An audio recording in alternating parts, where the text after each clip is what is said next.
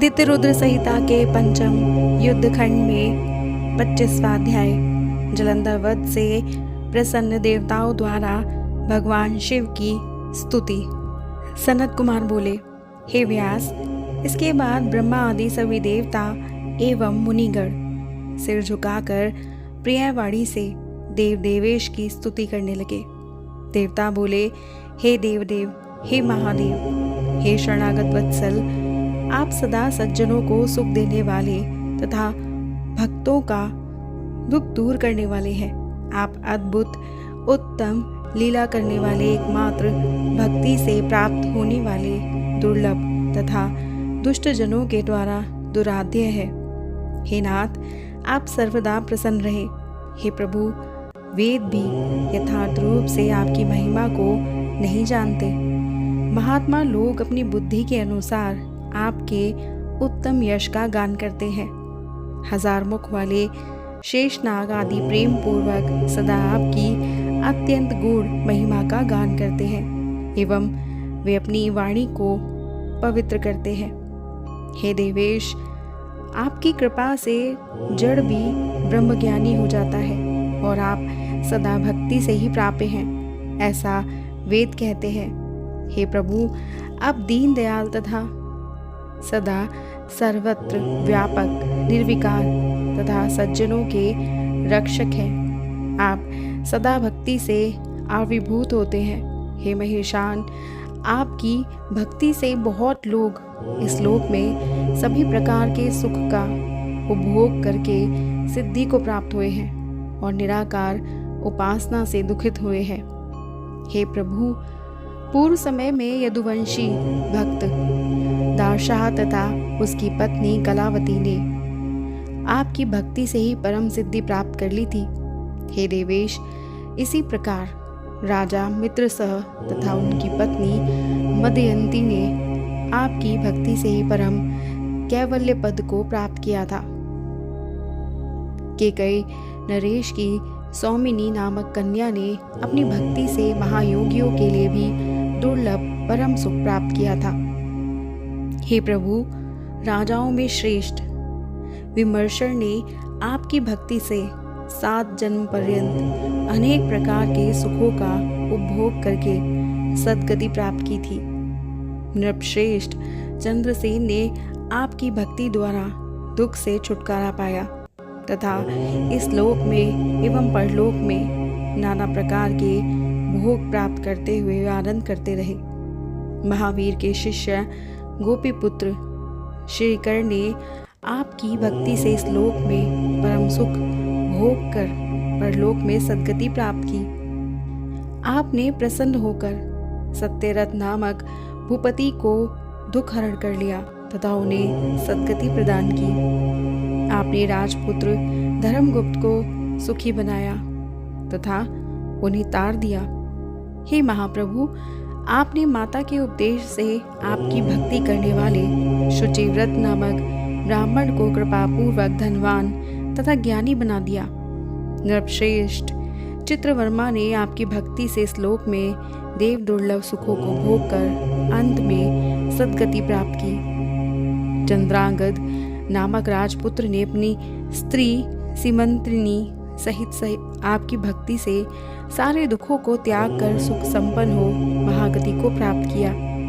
हे शिव, मंदर नाम वाला ब्राह्मण जो वैश्यगामी अधम तथा महाखल था, वो भी आपकी भक्ति से युक्त होकर आपका पूजन कर उस वैश्य के साथ सद्गति को प्राप्त हुआ।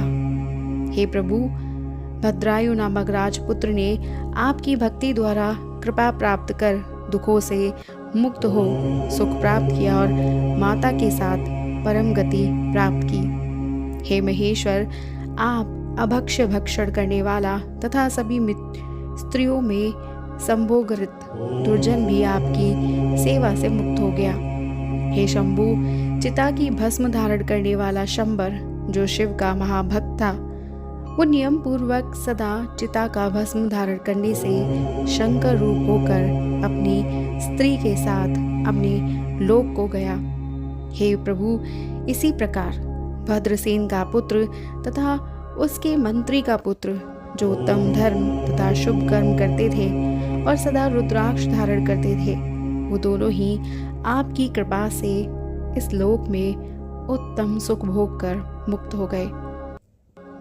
ये दोनों ही पूर्व जन्म में कपि तथा कुक्कुट थे और रुद्राक्ष धारण करते थे। भक्तों द्वारा उद्धार करने में तत्पर रहने वाले हे नाथ, पिंगला तथा महानंदा नामक 2 वैश्याएं भी आपकी भक्ति से सद्गति को प्राप्त हुई। किसी ब्राह्मण की शारदा नामक कन्या बाल विधवा हो गई थी। वो आपकी भक्ति से, उसके प्रभाव से पुत्रवती तथा सौभाग्यवती हो गई। नाम मात्र का ब्राह्मण वैश्यगामी बिंदुक एवं उसकी पत्नी चंचुला दोनों ही आपका यश श्रवण कर परम गति को प्राप्त हुए। हे प्रभु, हे महेशान, हे दीन बंधु, हे कृपालय, इस प्रकार आपकी भक्ति से अनेक जीवों को सिद्धि प्राप्त हुई है। हे परमेश्वर, आप प्रकृति तथा पुरुष से परे ब्रह्मा है। आप निर्गुण तथा त्रिगुण के आधार है और ब्रह्मा विष्णु हरात्मक भी आप ही है। आप निर्विकार तथा अखिलेश्वर होकर भी नाना प्रकार के कर्म करते हैं। हे महेश्वर शंकर, हम ब्रह्मा आदि सभी देवता आपके दास हैं। हे नाथ, हे देवेश, हे शिव, हम सभी आपकी प्रजा है और सदा आपके शरणागत हैं। अतः आप प्रसन्न होइए और सदा हम लोगों की रक्षा कीजिए। सनत कुमार बोले, इस प्रकार ब्रह्मा आदि देवता तथा सभी मुनीश्वर स्तुति करके शिव जी के चरण युगल का ध्यान करते हुए मौन हो गए। इसके बाद महेश्वर प्रभु शंकर जी देवगणों की शुभ स्तुति सुनकर उन्हें श्रेष्ठ वर देकर शीघ्र अंतर्ध्यान हो गए। शत्रुओं के मारे जाने से ब्रह्मा आदि सभी देवता प्रसन्न हो गए और शिव जी के उत्तम यश का गान करते हुए अपने अपने धाम को चले गए। जलंधर वध से संबंधित भगवान शिव का ये श्रेष्ठ आख्यान पुण्य को देने वाला एवं पापों को नष्ट देने वाला है।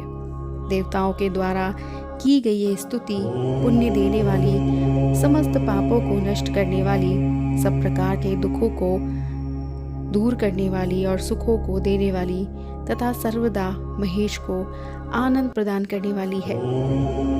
जो इन दोनों आख्यानों को पढ़ता है एवं पढ़ाता है, इस लोक में महान सुख भोग कर अंत में गणपति तत्व को प्राप्त करता है।